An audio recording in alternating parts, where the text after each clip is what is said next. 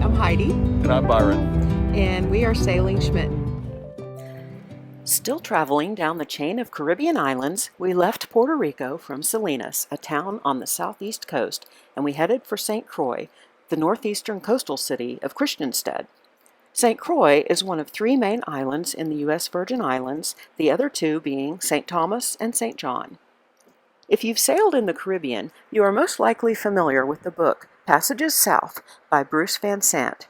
It's subtitled The Thornless Path to Windward. Basically, the thorny path refers to traveling southeast through the islands of the Caribbean, and you are going against the easterly trade winds most of the way, so basically, you are motoring a lot. Van Sant, in his book, actually describes how, when, and where to plan your journey and modify your plan along the way with the changing conditions so that you are actually sailing as much as you can instead of using an engine, which is where the Thornless Path comes in. We did read and study Passages South, and we tried to learn and apply the tips. Some of our personal circumstances have influenced how well we were able to do this. This is just our second year of cruising, although we sailed weekly for 10 years prior at Lake Texoma. We are fairly risk-averse as far as being in certain ocean and weather conditions. And also, for named storm coverage, we are required to be in the latitude of Grenada for hurricane season. These factors have determined how much we have actually been able to sail versus use our engine. It's so exciting to be making it further south.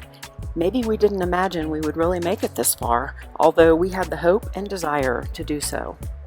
This 19-hour journey would have the normal challenges of rain and very little sleep due to an uncomfortable motion, but the seas were only 1 to 3 feet, and we did appreciate that.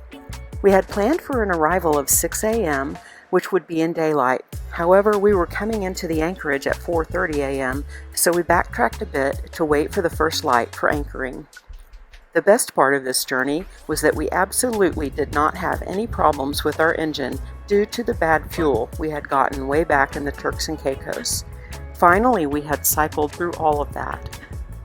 It's just magical to arrive safely at a new anchorage at dawn with the hope of a new day and a new land to explore.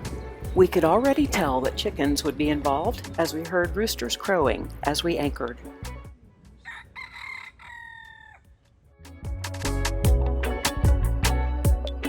Rolled into the anchorage at St. Croix, Christiansted, right? And it was right when the sun was rising. It was beautiful. And at first we anchored kind of close. They had a mooring field there, and we anchored pretty close to the mooring field. But there was a lot of like derelict boats there. And Years of growth on them.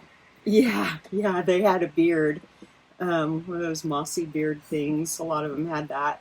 And so we moved further out, and we needed to take a nap. So we did. What we didn't know about that bay is that they have a seaplane that takes off right in that bay. And literally we were awakened by the seaplane noise. Blasting right across the mast, maybe 50 foot off the boat. Yeah. And so that was a rude awakening. So then we decided to move again. I think We decided to move again because of a very strange lady.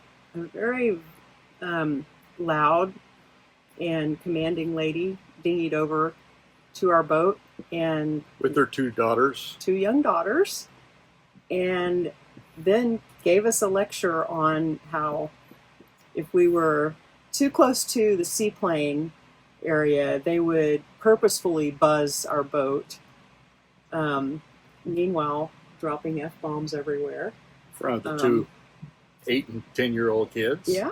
So, and then she warned us about the sharks in the anchorage, and so I didn't swim there.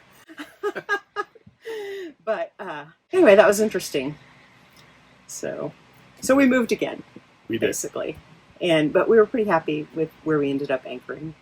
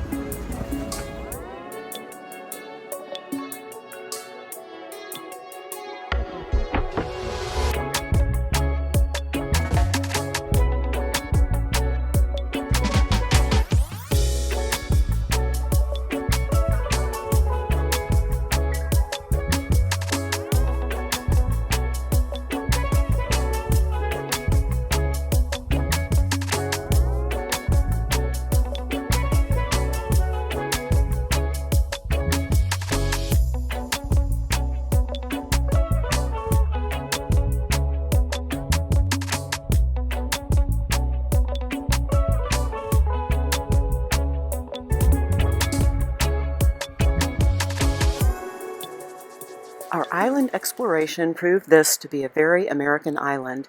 Excellent hamburgers with Cajun fries and sweet potato fries, classic margaritas, and very quick service. There were lots of cute shops and very clean streets. The Danish settlement historic site consisted of the buildings that were present when the islands were a Danish colony from the 1700s to early 1900. This Danish influence, as well as British influence, explains why they drive on the left side of the road here, which was a big surprise to me. I guess it was easier to keep the infrastructure when the U.S. bought the islands in 1917 rather than force a change.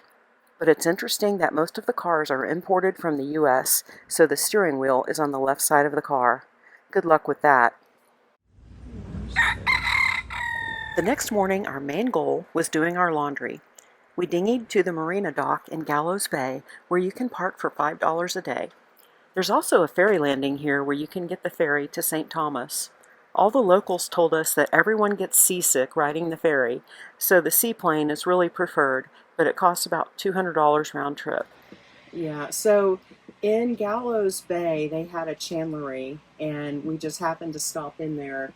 We thought, oh, maybe they would have our fuel filters, even though we had already searched like three other islands before this, and no one had our fuel filters. Yeah, we weren't holding out a lot of hope. Right. But this chandlery was pretty well stocked. They had them. Whole shelf of Fram filters. And so we grabbed the three The exact that we needed. part number that we needed. So we grabbed three of them, and talking to the owner of the place, she bought the chandlery. And the prior owner, she said, had a filter fetish. And she had a whole container full of fuel filters. And she could probably sell me at least 6 or 8 of them if I wanted them. But I took the 3 that I had, and we made do with that. Yeah. So we were pretty happy about that find.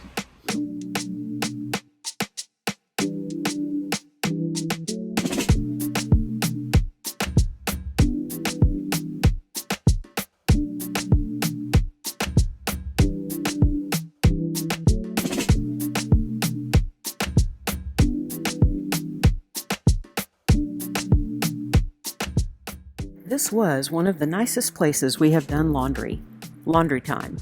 It was mainly because the machines took U.S. quarters, and they had a change machine that actually worked, and all the machines worked as well. These are just simple luxuries. We don't ask for much. So when we were ashore and we found this bar called Mutiny, and it looked pretty fun. The bartender suggested that we try these different flavors, and but basically the vodka company was named after the historical mutiny on the Bounty, the HMS Bounty ship that was on a mission to find a cheap way to feed enslaved peoples in the Caribbean. And so they did a voyage to Tahiti to collect breadfruit trees. And while they were there, this is a very common story. I think there's a movie made about it. While they were there, the crew became enamored with the Tahiti culture and the women, and they didn't want to leave the island, and so that's kind of how the mutiny started. So basically, the mission to bring the breadfruit to the Caribbean failed. Later, there was another mission and they did successfully bring some breadfruit to the Caribbean, but by that time, the enslaved peoples had already figured out how to make a lot of food out of plantains, and so the breadfruit never really took off. And it's no wonder, because there's a lot of atrocities that are hard to digest in human history, and slavery is one of them, but it's really hard to digest breadfruit. It is not good. The vodka, well, we didn't appreciate it, but the vodka was not good, so we probably will never have that again. No. There's no probably to that. Right. It was bad. We won't.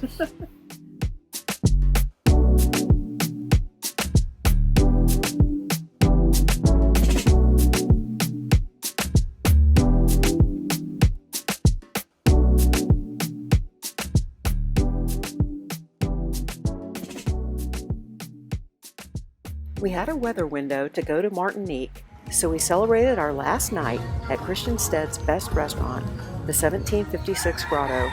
They pride themselves on the locally sourced cuisine, and yes, it was delicious, but the atmosphere was the true attraction. This Danish colonial building was built in 1756, and it was on the same street that a young Alexander Hamilton would walk up and down while he was employed as a young boy in a merchant's office. Yes, this is the man who would eventually play a leadership role in the American Revolution and become the first Secretary of the Treasury. We went for a nightcap at a waterside venue where a very American band was playing, No Problemo. We may have stayed out too late. We had planned to get up at 4 a.m. to leave the next day, but what the heck, you've got to have some fun, even in your 60s.